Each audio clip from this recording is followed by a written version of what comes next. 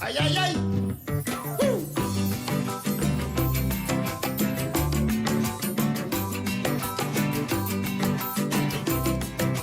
Si no puc ballar, no és la meva revolució.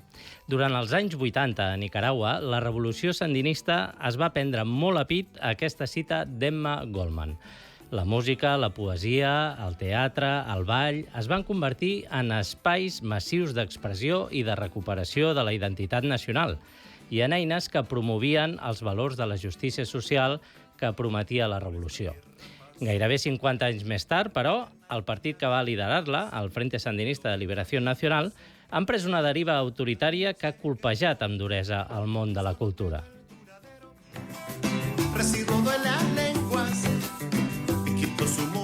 D'això, entre altres coses, parla el documental Nicaragua necessita una cançó, una producció del 3CAT, Contrats i Laszlo Topanich Films, que compta amb el suport de l'Agència Catalana de Cooperació i que retrata la situació que viu el país a través dels seus músics exiliats, a causa de la repressió desfermada pel govern després de la rebel·lió popular del 2018. El film segueix la trajectòria del músic Luis Enrique Mejía Godoy, referent de la revolució sandinista, ara perseguit pels seus antics companys de trinxera, però també dona veu a nous músics joves que des de l'exili segueixen fent de la música un espai de llibertat. De tot plegat en parlarem amb l'economista i politòloga nicaragüenca Edípcia Dubón. Bona tarda. Bona tarda. L'Edípcia Dubón és diputada, exdiputada a l'Assemblea Nacional pel Moviment Renovador Sandinista i membre del Moviment Autònom de Dones de Nicaragua, entre moltes altres organitzacions civils que ara són a l'exili. El 2018 va haver de marxar del país després de les protestes contra el govern de Daniel Ortega i ara, ja instal·lada a Barcelona, després de ser acollida pel Programa Català de Protecció a Defensores i Defensors dels Drets Humans, coordina la Taula Catalana pels Drets Humans i la Pau a l'Amèrica Central. Bona tarda de nou, Edípcia. Gràcies per ser aquí. Deixa'm començar, si et sembla, abans de començar aquesta conversa, em permets posar-te un trosset d'aquest documental que estem presentant, Nicaragua necessita una cançó? Por supuesto. Som-hi. Ay, Nicaragua, Nicaragüita, la flor más linda de mi querer, abonada con la bendita nicaragüita sangre de Dirianquén. Ay, Nicaragua, sos más dulcita que la mielita de Tamagá cantando. Pero ahora que será libre, Nicaragüita, yo te querré mucho más. Pero ahora que serás libre, Nicaragüita, por la paz, la libertad, la reconciliación, el amor, por lo que luchó tanto Pedro Joaquín y doña Violeta. Yo te querré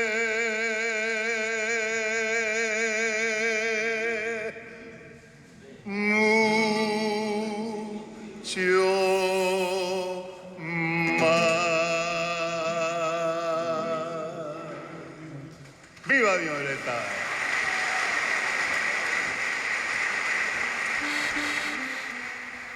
Edípcia, què sents quan escoltes aquesta cançó? Perquè és una cançó que hem de dir que és de Carlos Mejía Godoy, germà del Luis Enrique, que és una cançó que es va composar en el marc de la Revolució, però que avui en dia segueix sonant i arribant al cor de molta gent, no? Es una canción que me duele mucho. Me duele porque encierra el anhelo de libertad de un pueblo. Encierra la lucha de una generación, entre ellos la de mis padres, por un país que no logra alcanzar prosperidad, que no logra conciliar los sueños con la realidad. un país donde sigue teniendo saldos por la muerte de personas inocentes, donde la injusticia prevalece, y un país al que no puedo volver. Perquè el teu exili es produeix el 2018, oi? Sí, mi exilio empezó en el 2018. Se ha extendido por 7 años, pero en el 2023 fui desnacionalizada. Y eso implicó no solamente el despojo de mi nacionalidad, sino que también fui declarada prófuga de la justicia. Mis bienes fueron confiscados, mis derechos fueron conculcados, todos los civiles y políticos, dice la resolución. No solo yo, sino alrededor de 453 personas. Yo pertenezco a la lista de 94 de personas que ya estábamos en el exilio, que salimos para proteger nuestra vida y nuestra libertad, pero aún estando fuera fuimos víctimas de un hecho de represión transnacional como es la desnacionalización. Y eso pues marca de alguna manera un momento particular en mi vida, porque es el momento quizás más difícil que he vivido en términos de darte cuenta de que el Estado no es una entelequia, que el Estado realmente tiene la posibilidad de perseguirte y tratar de acabarte. Y cómo te levantás, cómo salir de ahí, ¿verdad? Entonces fue un momento muy difícil.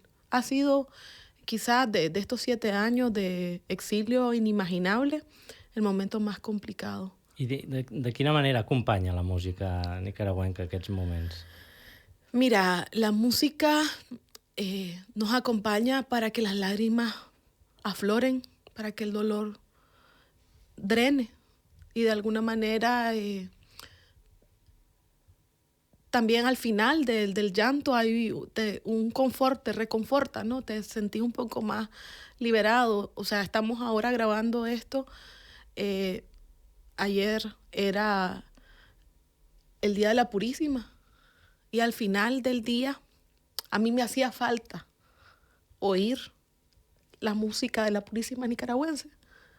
Entonces me pude dormir hasta que terminé de escuchar Toda Hermosa, por ejemplo, que es una canción a la Virgen, porque tiene que ver con nuestra identidad, tiene que ver con lo que somos. Entonces la música es parte del ser nicaragüense, es como el nacatamal, es parte de lo que te acompaña en tu vida. Entonces escuchar una canción de Los Mejía Godoy es poder recordar distintos momentos de mi vida, desde niña. O sea, desde que sos niña y aprendes a bailar folclore o participas en un acto escolar. O la primera vez que hablé con Carlos Mejía, por ejemplo, que tenía que hacer un proyecto en el colegio y tenía que promover un producto. Y de casualidad me lo encontré en la calle. Y le dije, es que tengo que promover un producto y no sé qué hacer. Y él, de la nada, me cantó una estrofa, yo lo grabé y claro, llegó al colegio con una canción cantada por Carlos Mejía, un éxito, ¿verdad?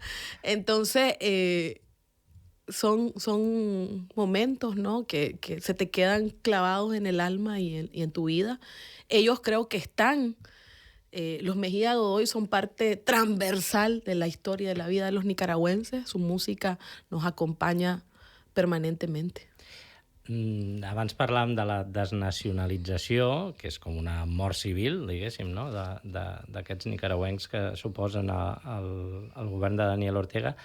De quina altra manera o en quin moment es troba l'aparell repressiu de l'Estat a Nicaragua? Perquè veiem que afecta fins i tot a mateixos funcionaris afins al govern, però també veiem que de tant en tant alliberen algun pres polític perquè senten la pressió del govern dels Estats Units o què és el que està passant?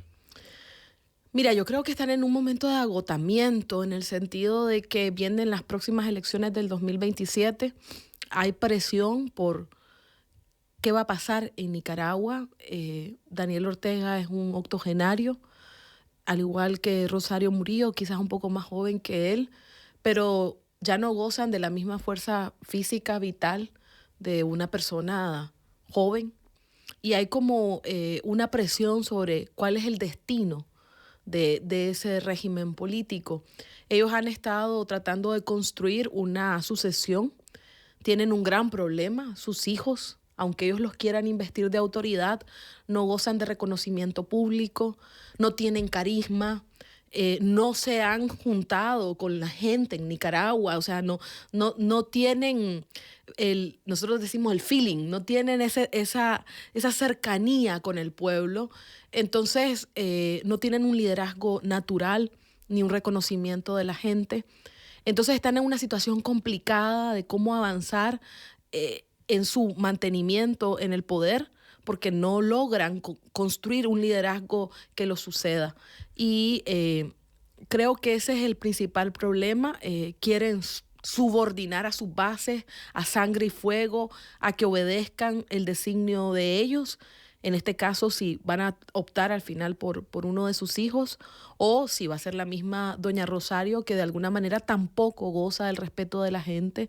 Hay un desprecio hacia ella por su maldad, por su incapacidad de mostrar un poquito de misericordia, pues ya como lo mínimo, pues como misericordia con la gente, porque el ensañamiento hacia las personas presas políticas, hacia la oposición, hacia quienes tienen opiniones distintas, ha sido tan grotesco el hecho de que no pudiera defender a su hija, Zoila América, a que actuaran contra el hermano, contra Humberto Ortega, de la manera como actuaron. De alguna manera nos lleva a todos a verlos con un gran desprecio.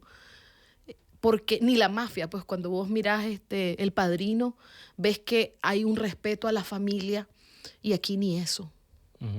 Tot va esclatar definitivament el 2018 amb aquestes protestes contra el govern de Daniel Ortega, però ja en el mateix documental, el mateix Luis Enrique Mejía Godoy ja diu, bueno, el 2007, quan va arribar al poder, ja la deriva autoritària va iniciar-se allà, no? Diguéssim. I això, tu com a dona, com a membre del moviment feminista de Nicaragua, ho saps millor que ningú, oi? Sí, efectivamente. O sea, nosotros vimos que la llegada de Ortega al poder solo podía significar un retroceso en libertades.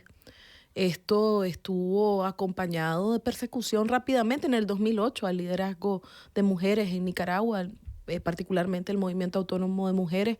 Hay que recordar que en esa época los partidarios del Frente Sandinista dieron a hacer imágenes de la cabeza de líderes del movimiento feminista y de defensoras de derechos humanos, de la doctora Vilma Núñez, y que las andaban casi como para que las buscaran y las quemaran vivas, ¿verdad?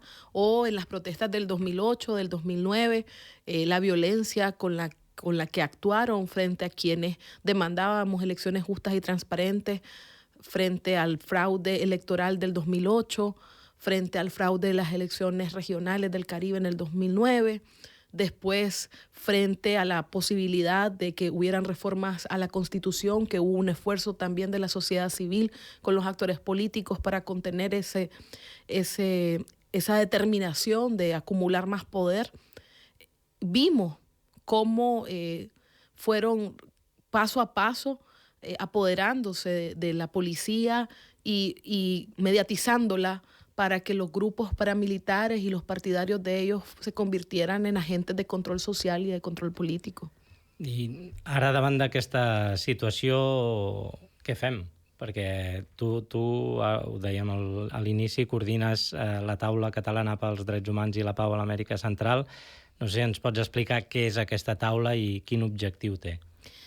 Bueno, la verdad es que este es un momento en el que Centroamérica está pasando por una situación de deterioro en términos de la institucionalidad democrática. En Nicaragua, pues con un desmantelamiento total de la institucionalidad y la configuración de un régimen dictatorial, pero también está pasando en El Salvador la instalación de un régimen autoritario con el gobierno de Bukele, que está debilitando la institucionalidad democrática, tratando de presionar a los poderes para que se subordinen.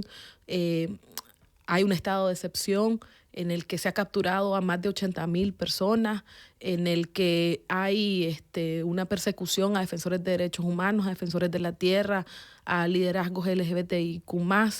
Lo mismo podemos decir que hay un debilitamiento en Honduras de otro nivel, donde hay una configuración de de crimen organizado, narcotráfico y poder político que dio paso a que un presidente fuese arrestado y enviado a Estados Unidos, pero ahora vemos que desde Estados Unidos ese presidente es liberado y hay una influencia en un momento particular ahora de las elecciones en Honduras para controlar el poder político. Vemos un debilitamiento de la institucionalidad democrática en Costa Rica, o sea, toda la región centroamericana está en un momento crítico. En Guatemala, a pesar de haber un presidente demócrata, la institucionalidad está capturada por grupos mafiosos. Entonces, hay una preocupación desde Cataluña, desde organizaciones de Cataluña que han cooperado con Centroamérica desde hace 40 años, de cómo acompañar a quienes siguen defendiendo derechos, quienes están promoviendo la paz y quienes quieren democracia para Centroamérica. Y desde esa preocupación genuina de estas organizaciones que se configura un espacio colectivo que es la Taula por los Derechos Humanos, la Paz en Centroamérica. Y pues he tenido la suerte y la oportunidad que en medio de mi transición en mi segundo exilio, ser designada para coordinar esta mesa, lo que me permite seguir conectada con mi tierra, con mi región y con las motivaciones más profundas de mi lucha, que és la democràcia, la justícia i la paz para Centroamèrica i per a mi país. Però ara recordo l'any passat a les jornades Drets Humans i Pau a l'Amèrica Central, que va organitzar la Taula i l'ICIP, el teu compatriota, l'Amaro Ruiz, deia, bueno, s'ha de canviar la cooperació. Tal com la coneixem, no funciona perquè, per exemple, com fem per cooperar amb entitats que estan exiliades, amb moviments socials que ja no estan al propi país i que estan, per exemple, a Costa Rica, on hi ha una gran comunitat nicaragüenca, que no és un país que rep habitualment cooperació. Què hem de fer, doncs? Sí, la verdad es que es un reto para la cooperación. Efectivamente, empieza porque ya no se puede hablar de una cooperación territorial, o sea, que esté anclada a un espacio físico concreto. Estamos hablando de una cooperación que tiene que atender poblaciones que están en movilidad, poblaciones que están en riesgo, porque también estamos hablando de una región donde se ha incrementado la represión transnacional, donde hay violencia transnacional de crimen organizado también, no solamente de orden político, y las formas de esa movilidad implican una serie de dificultades para la rendición de cuentas, para el monitoreo de las actividades, para lo que sería una cooperación tradicional. Y realmente se parece mucho más a lo que fue la cooperación de antaño, ¿no? Una cooperación con poblaciones que están en clandestinidad, poblaciones que están en riesgo de vida, poblaciones que están teniendo que salir para proteger su vida y su libertad. Y es un momento de repensar, ¿verdad?, esas formas de cooperación y cómo cohabitar un régimen de cooperación que tiene unas reglas muy establecidas, un sistema financiero con una serie de reglas y estos grupos de personas que están en riesgo y que hay que proteger su vida y su libertad y apoyarlas, ¿verdad? Entonces, creo que es un momento particular. De hecho, se va a estar discutiendo el próximo año todo el tema de la cooperación en Cataluña y creo que va a ser uno de los grandes temas, es cómo actuar en regímenes autoritarios o de baja institucionalitat.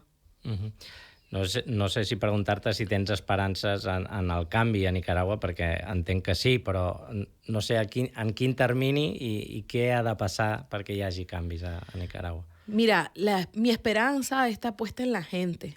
O sea, yo creo que los seres humanos nacemos para la libertad y que ese es un anhelo profundo que más tarde o más temprano se va a concretar, que es una cuestión de tiempo.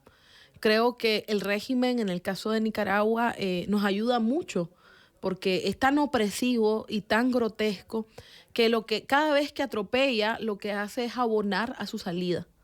Entonces creo que el mayor colaborador para el cambio es el mismo régimen. Amb la cantautora Cécia Ubau, al documental, diu: ens cal qüestionar la cultura política del nostre país perquè no es repeteixi la història. ¿Y estás de acuerdo? Sí, yo creo que los nicaragüenses, o sea, si vemos nuestra historia, son 200 años de luchas intestinas, de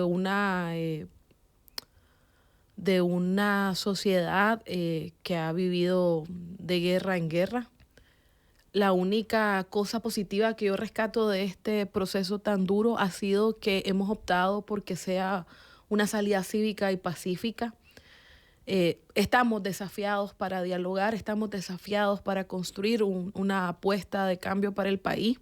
No va a ser fácil porque hay muertos, porque hay dolor, pero creo que queremos hacerlo de manera distinta. Yo creo que es la primera vez que yo escucho en comunidades nicaragüenses hablar de justicia transicional, de hablar de la necesidad de la memoria, de la no repetición. Y eso es muy importante porque no lo hemos tenido.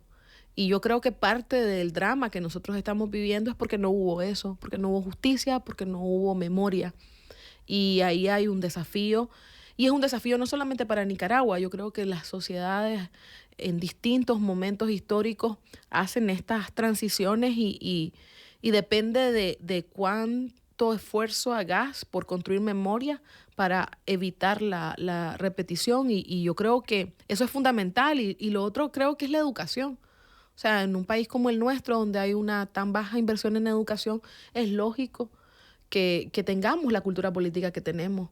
Y parte del desafío es que también este exilio y esta posibilidad de hacernos más cosmopolitas, porque de alguna manera quienes estamos ahora en el exilio estamos teniendo distintas experiencias de vida que van a enriquecer a la cultura nicaragüense y que nos va a contribuir para poder pensar desde otro lugar el país que queremos. I per acabar, quin paper pot jugar la música nicaragüenca en aquest moment? Yo creo que la música va a ser fuente de inspiración, fuente de esperanza, fuente de amor, y va a ayudar a condensar esos anhelos de libertad. Moltes gràcies, Edípcia. Doncs jo crec que amb aquestes paraules d'Edípcia Dubón sobre el paper de la música en la transformació social a Nicaragua, nosaltres ho podem deixar aquí. Recordeu que en aquest podcast podeu recuperar l'entrevista al músic nicaragüenc exiliat a Barcelona, Josué Monroy, i que ben aviat tindreu a les vostres pantalles el documental Nicaragua necessita una cançó. Fins aviat.